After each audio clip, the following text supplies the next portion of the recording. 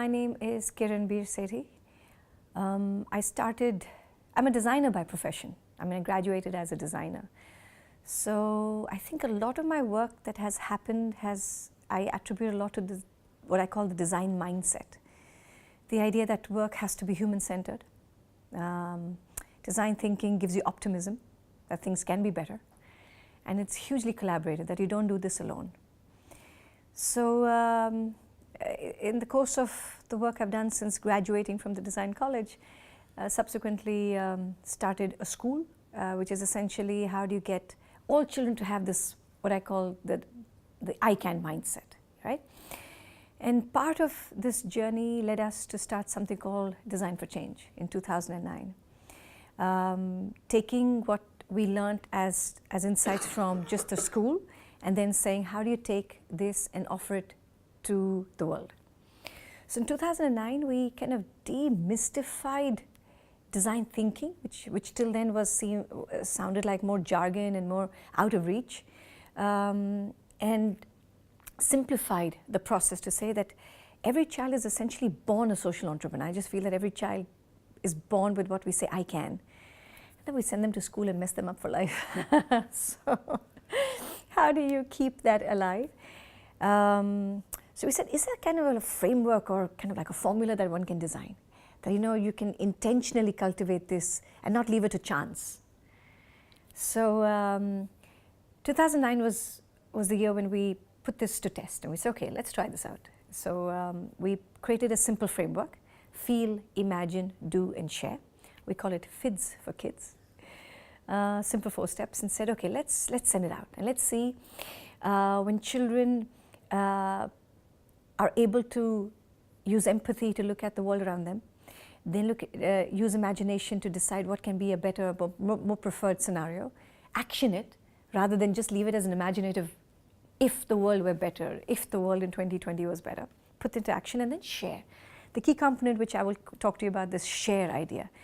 What we realize with the share is that it is tremendous. It builds hope, it inspires, it gives you what I call the abundance mentality, the idea that I am here not to compete with you, but to complete you.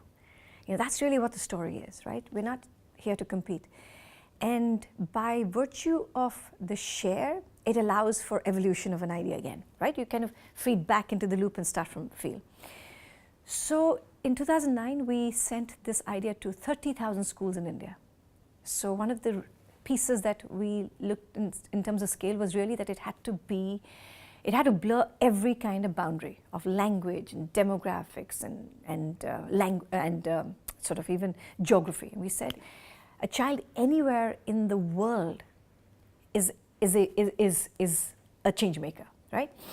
And so we translated into multiple languages. We ensured that the material was so easy that it didn't need any kind of personal contact to do training. Again, we had to remove all the resistance that would make an idea stick or not, right? So we understood that resistance comes from if an idea is too complicated, too self-congratulatory, too or it's all about the bureaucracy of an idea.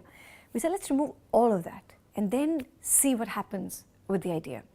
So that was a very important learning, that once you remove everything that, oh, this is how you do it, but this is why you need to do it, suddenly you find more buyers to the idea, because suddenly it doesn't have to be like, oh, you're telling me how to do it. You're telling me why this is important. You're telling me that children are not the future, but they're the now. I understand that idea, right? And therefore I buy into that vision and that dream, rather than saying, no, this is not how you do it. This is how you do it. This is, what needs to be done. So I think those were the insights we had year one. And when you remove, another thing that we also realized in year one was we made it flexible and extremely versatile. We said children will decide what they need to change, right? Again, we removed anything that suggested it was a self-serving purpose, right? Oh, we will solve water issues, or we will solve garbage. No, we had no agenda. So I think the fact that there was no agenda was another reason why the idea stuck. So it was not about Riverside anymore. It was not about serving a particular political agenda or a religious agenda. There was no agenda. This was saying, listen to your child. That's it. That was the only story that we were offering. We're saying, if you can listen, you will be amazed, right? And that's the piece that we were shifting. So if you ask me in all fairness, in 2009, I didn't know that it will go global. There were no plans. I mean, you know, some people say, you have to have a 5-year plan. Man, I don't even have a tomorrow plan sometimes. I keep thinking sometimes plans are extremely limiting, because if you said, okay, in 5 years I'll be in 10 countries, you know, you have no idea how quick or how slow an idea can be, right? So you don't have to force an idea to work. So I think a big piece of why Design for Change went was also because of the TED, you know, the opportunity to speak on TED. So in 2009, I think the TED Talk, when it went live in 2010, Jan, I remember I spoke on TED in 2009, November. The talk went live on Jan 13th, 2010. And I was inundated that day. I'm not a Facebook person. I suddenly got some 500 Facebook requests. I said, what the hell who are these people? I don't even know them. And then I suddenly realized, my God, there was something powerful that was happening here. And then I think the biggest reason, I still attribute the reason why Design for Change then flew, was because we let it go. We said it's your story, so we let it free, open source, downloadable, and the piece that I believe we did extremely well, and I would recommend that to anybody who wants to have an idea that they believe should travel, your return to an inquiry or a response. Our response time was fantastic. The idea that if you've shown interest in my work, I want you to be interested in my work. If I start delaying the response and say, okay, a week later, that's what happens with most organizations. The bureaucracy takes over the idea. And then there's a certain protocol, and then there will be somebody who will answer mails and somebody else who will respond to it. We just said, remove all of that. Our response time was immediate. So I remember the first 2 years, man, I was putting reminders in my phone to wake up at 2 in the morning because I had to speak to Peru as a Skype. You know, people would speak to me from Peru, and I had to say, okay, so I'll be waking up at 2 in the morning to talk to Peru. And so the first 2 years was a very intensive sort of investment from me personally. Because I think in many ways, and I think this is just the idea of the aura of what happens when you have somebody on TED, you kind of wonder that if you write to them, will they speak to you?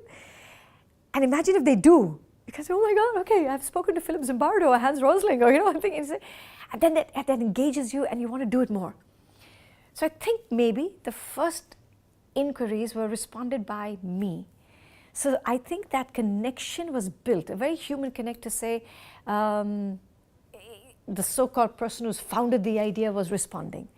So I think that was an important piece. Of course, now it's more like a piece that, again, there's a 3-member team. It's not very large. It's not bureaucratic at all. So I guess that's the learning. Response time.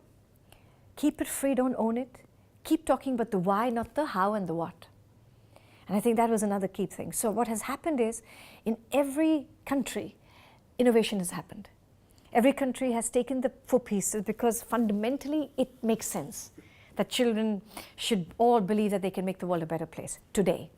And with that, the context has come alive. We're very mindful that when a partner in, say, Taiwan versus a partner in South Africa versus a partner in Peru would say, you know, our context will determine shaping and reshaping the stuff. And we'd like to do that. The complete response is, of course you have to. It's your story. And so the ownership was constantly handed over. So it is not, no, you have to take permission. No, you have to ask us first. No, you have to do this. So we kind of remove the idea of taking permission. If you have to do something good, you don't need permission. Right? And giving that confidence to even the partners. So I think these are the learnings of. I think now it's 7 years, right? In 7 years, we've got like Design for Changes in over 40 countries. Have all been successful or have all told a strong story? Actually, they all have. Yeah, have they all stayed with the idea? No, because sometimes it has just been the ability to have the resources to do it. If a person, I remember in Sri Lanka, we had a partner who was just one teacher in the school.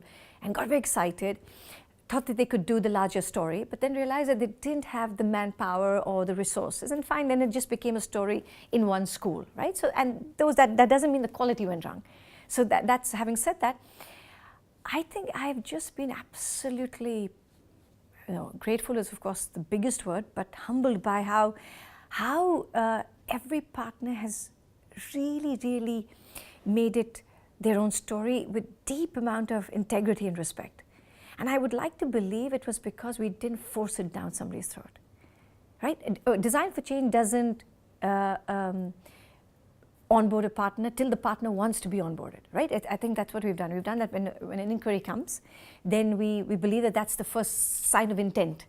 And I think that intent then should be interest and then should be passion, right? So it's our responsibility to take that intent that you've shown and keep it strong. So I think it's a lot of the work that we do with Skype and mentoring and maybe connecting them with a partner. Like for instance, I remember when Macau and Hong Kong wanted to start, we got them mentored with my Taiwanese partner. So it doesn't have to become our story. So Taiwan became the story that mentored them. When Peru and Nicaragua started, we had Spain mentoring. So what happened was we started realizing that there were different people with different skills, and it doesn't have to be just ours. I think that's another important thing, that when you really offset and believe and have faith, people will live up to the faith. And that's what's happened with different partners who are mentoring each other, having their own sort of regional celebrations and regional stories. So that has kept the spirit alive. So I think maybe that's the learning, yeah. I think it's reached here because of collective, the power of that, the recognition that one person doesn't do any of this. I think if I had to only share insights, it's really the humility of the practice that will lend the soul to the practice. And I think somewhere this whole idea of, I would advise, don't be scared, because fearfulness makes you hold on. And I think if the idea is anyway is created to change some situation for the better, it has to go. I mean, it's just such simple common sense. Let it fly. Continue to do the work to create the roots, because that's where you are and you have to make it strong. So you work on the depth and let the width come from the collective spirit.